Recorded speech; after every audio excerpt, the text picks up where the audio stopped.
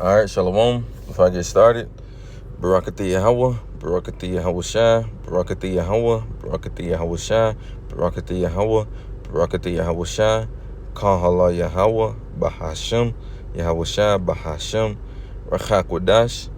Secondly, we want to give double honors to the elders apostles, the great millstone, rule well and teach well, and who are the true leaders of Israel today. I also like to give another shout out to the head of the Man in Israel camp, Chazak, whom I teach under down here in Greenville, South Carolina. And I also like to give another shout out to you, sincere Akim, you brothers out there that's pushing this truth and all sincerity and righteousness in these last days.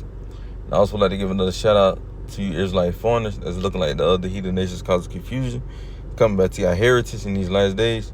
And another quick shout out to you few outwalk, you sisters out there that stand in order and doing what y'all need to do in these last days. All right, to y'all, let's say shalom. All right, now I'm coming back through the spirit and power of Yahweh Shem Shah with another lesson. I saw this yesterday while I was at, I believe I was about to, I believe I was at the plantation, if I'm not mistaken. If not, I was at the house, one of the damn two. But I saw it on my on the iPhone app where it got the news. It show you all the news thing, but I couldn't find it, so I looked it up on the internet to bring it back up because I said I was gonna do a video on it. And as you can see by the title, the heading, it says North Korea, Kim Jong-un may meet Putin in Russia to discuss armed deals, U.S. said. You see, so they're discussing weaponry, man. All right, and we understand that the Lord is about to get ready to gather all these nations, to come against Babylon, man. And we patiently waiting on that day, man. All right, we patiently waiting on that day. We can't wait till this World War III get to kicking out. And Lord willing, we be delivered from it, of course. Lord willing, Yahweh Ratazah, we be delivered from it first and foremost. But we understand that too, that, a few more prophecies got to come to pass before, this World War III take place. And the main prophecy, like we always say, they got to take place before World War III can even kick off is what? The MOTB, which is indeed the Charabah, man. The thing that they're going to put in your right hand or your forehead, man. All right, they ain't sin, all right? It's not sleeping with white women. It's not an embargo, right? It's not philosophies. It's not spiritual, man. It is indeed the Charabah, the sea hilt, man. The thing they're going to put inside you, man. All right, the little grain of rice, man. Point blank, period. But it says, Salakia.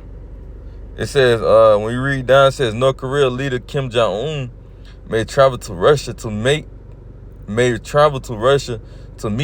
President Vladimir Putin for discussions on a potential deal to supply Moscow with weapons for its war on Ukraine, according to the U.S. government. All right, so, because you remember a while back, America was supplying Ukraine with weaponry, man. And I remember Russia was saying, hey, man, you keep sending them weapons, it's going to be consequences, man. I remember them saying that a while back, a couple months back. You see, so, hey, and guess what? North Korea is about to supply Russia with missiles, vice versa, man. Russia going to be giving Russia going to be giving North Korea weaponry, and North Korea going to be giving Russia weaponry, man. You see? It says, North Korea leader Kim Jong-un may travel to Russia to meet President Vladimir Putin for discussion on a potential deal to supply Moscow with weapons for its war on Ukraine, according to the U.S. government. The National Security Council warned Monday that arms negotiations between Russia and North Korea are actively advancing after Russian Defense Minister Sergei Shoigu visited Pyongyang in July in an attempt to convince it to sell artillery ammunition to Moscow. So they trying to convince them to sell it to Russia, man. And guess what? Russia gonna buy it. Why? Because the spirit of the Lord is gonna be on them to buy those supplies, man. But it says we have informed that Kim Jong-un expects these discussions to continue to include leader-level diplomatic engagement in Russia. The council spokesperson Adrian Watson said in a statement Watson did not say when and where a potential meeting between Kim and Putin in Russia might take place. But South Korea National Intelligence Service said Tuesday it is closely monitoring the possibility of Kim Jong-un visiting Russia soon. You see, so this man is about to, because you know damn what, they more than likely, they ain't going to let Vladimir Putin come over to North Korea, so Kim Jong-un got to take his ass over there, to do that. But, because I think the only person that they allowed over there was Donald Trump, man. And we through the spirit, man, I wouldn't be surprised if Donald Trump isn't I would be kind of surprised if Donald Trump not the king of Babylon, man. That's the only president known that was able to step foot on their border, man. So it says CNN has asked the Russian embassy in Washington for comment. The Kremlin declined to comment on the claim. We have nothing to say on the subject. Kremlin spokesman Dmitry Peskov told journalists during a call on Tuesday. U.S. National Security Advisor Jake Sullivan told reporters at a White House briefing Tuesday that discussions between North Korea and Russia are actively advancing. So this thing is about to get kicking off. You see, China and Russia, North Korea, Iran, all these countries, you starting to see them come together, man. So America's in deep trouble, man. It said actively advancing right here, and is evidence that economic sanctions against Russia has succeeded in shrinking the country's defense industrial base. We will continue to call it out, and we will continue to call on North Korea to abide by its public commitments not to supply weapons to Russia that would end up killing Ukrainians over time. We have not seen them actively supply large amounts of mutants or other military capacity to Russia for the war in Ukraine, Sullivan said. And that's pretty much all I'm going to read. Lord willing, I remember to drop the article in the link. If not, if I don't drop it, if you want the link, just, hit me in the comment section, and I'll send it to you. But, they pretty much scared that, North Korea could send out these weaponries to Russia, man. Because Russia is going to be the main country to take down this great whore Babylon, the great America, man. So the first scripture we're going to get is in Jeremiah 50. And we'll start at verse 9. It says, for lo, I will raise and cause. So this is the Lord saying this. For lo, I will raise and cause to come up against Babylon an assembly of great nations. Right? And who are those great nations? Those great nations are, Russia, China, Iran, North Korea, right? And many more. But those four main nations that's really you hearing in the news, man, that's really talking about destroying America. Those are the four main countries you hearing, man. Right? So it says, for Lord, I will raise and cause to come up against Babylon an assembly of great nations from the north country. And they shall set themselves in array against her. You see, so they sent their missiles, over here to, the land of America. Russia just came out with a missile called what? The Satan II missile, man. It said, and they shall set themselves in array against her. From thence she should be taken. You see, they're going to take this place Babylon and destroy it. You see, the arrows, right? The arrows represents what? The ICBM missiles, right? Because when you, like I always say, when you compare a missile and a arrow, they look alike. But you got to understand, back then, during the time of Jeremiah, right? During that time, they didn't actually, physically see ICBM missiles. I mean, they did in their visions, of course. But, at that time, they didn't know that it was called ICBM missiles. So they had to compare it to what? An arrow. Because, like I said, they look alike. So they had to compare it to something during their time. And the closest thing you would have had to compare it to was a bow and arrow. So it says, from thence she should be taken. The arrow should be as of a mighty expert man, none shall return in vain. You see, so none of those missiles are going to miss their mark, man. Wherever the Lord want those missiles to go, they're going to hit, man. They're going to hit their target. And over 200 million warheads going to hit this place, man. That's overkill. And then not only that, you got the chariots and they laser beams shooting down America, man, and the people, man.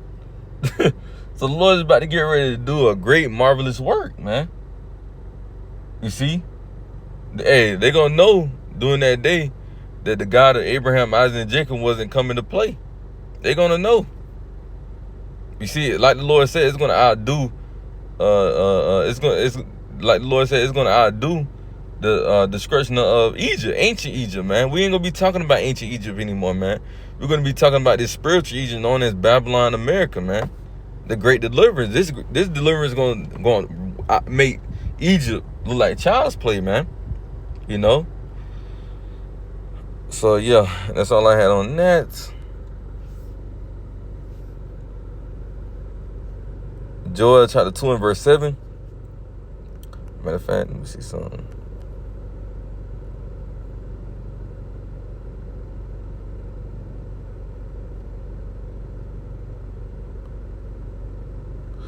All right, yeah.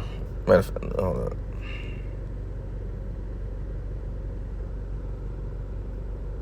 Yeah. All right, kind of. Joel chapter 2 and verse 7 said, they shall run like mighty man.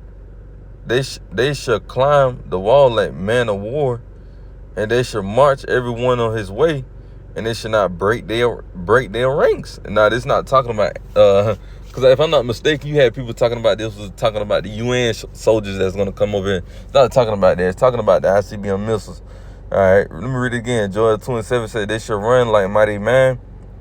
Because those missiles are going to be very fast, man. They're going to be, it's going to take, what, half an hour for those missiles to be, if I'm not mistaken, it's going to take a missile a half an hour just to be shot into another country.